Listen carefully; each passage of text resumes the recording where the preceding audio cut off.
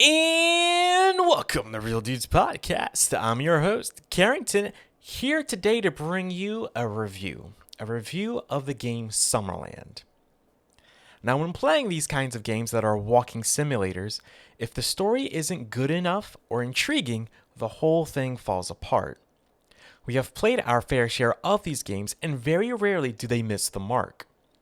I will not be comparing Fyre Games' Summerland too much to these other walking simulators, such as Firewatch or What Remains of Edith Finch, because each experience is different from the other, and Summerland is no different in this regard. This is Fyre Games' Counter Rush third commercial game. After showing great promise in the last game RDP played, Welcome to the Dreamscape, I was really interested in seeing what Connor could do.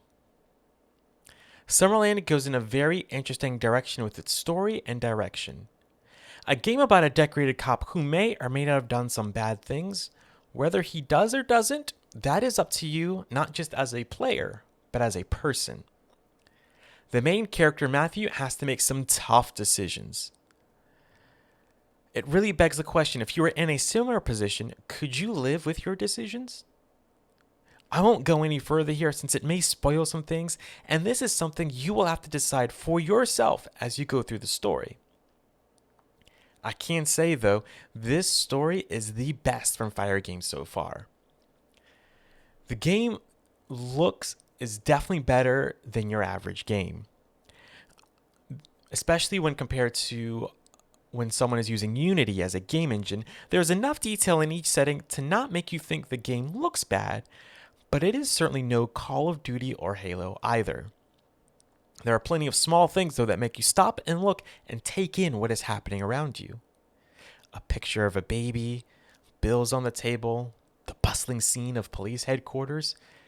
There's enough there to immerse you in the story for sure, to where you might forgive maybe the smaller details. And by that, I mean smaller objects going through each other, maybe the detail on that random clipboard just isn't great. Things you would only notice if you look that closely. The only reason I noticed these things, there was so much added that made me want to look deeply in each environment. For everyone wondering, there are enough settings to tweak on a PC, but don't expect the level of detail in the settings that you would normally get from a AAA title. Although, if you have a lower-end PC, it should still run just fine. I will say, though, on my PC with a AMD Ryzen 7, along with an AMD RX 5700 XT with 16 gigs of RAM, the first environment, my gaming rig still did not run at a smooth 60 frames per second, with all the settings turned up and all filters running. I will say, though, I played an early build of the game, and Connor has assured me that the Steam version should not have this issue. However, with that said, after that first environment, everything ran smoothly and I ran into zero issues. With the game being free, though, it doesn't hurt to at least download the game and see if it will run anyway, but I don't see your average PC having very many issues running it at all. My biggest takeaway from Connor's previous entry was sound. Not a whole lot of variety, and eventually the footsteps you hear became almost like nails on a chalkboard. This time, however, not only are there various arrays of sounds based on what is going on, the footsteps do change based on your environment and don't stand out nearly as much, which is a good thing. Connor took the criticism from the last review we did of his game and not only listened, but went above and beyond. That baby you hear crying or laughing, the various tasks you need to perform while cleaning a scene. It's all there and it sounds amazing. Better yet, there is stereo sound and volume changes based on distance. I will need to play Dreamscape again to see if all that was there, since it has been roughly 2 to 3 years since I last played it, but I don't recall this level of detail with its sound. The music is simple, yet effective at portraying the emotion in each scene. You won't always hear music going on in the background unless that radio in the scene is playing. But the music that does play really adds to what is happening no matter what. Make no mistake, a new bar was set for the young developer in the sound department. Keep in mind, this is a walking simulator game like What Remains of Edith Finch. There isn't much in terms of gameplay as you go through each scene that is set before you. However, there are enough puzzles and random things to interact with to keep you busy. I will say some of the tasks set before you can take some time and in turn can be a little annoying at times. One task makes you find quarters in a small space. I won't say why, but I can say this took some time to find 4 small objects. This wasn't the only time I felt somewhat annoyed by these small tasks in order to move the story along. If you don't pay close enough attention to the dialogue, you may miss some of the tasks that are set before you, and you may forget what you may need to do as well. Even still though, I would not give up if I were you because you will miss a great story. It only took me about an hour and a half to finish the game, so places where I got stuck, I wasn't stuck in those spots for very long. My biggest issue though is the choice to make the NPCs glow. Not that it looks bad or it distracts from the game, but rather there is a mechanic or an object you interact with glows.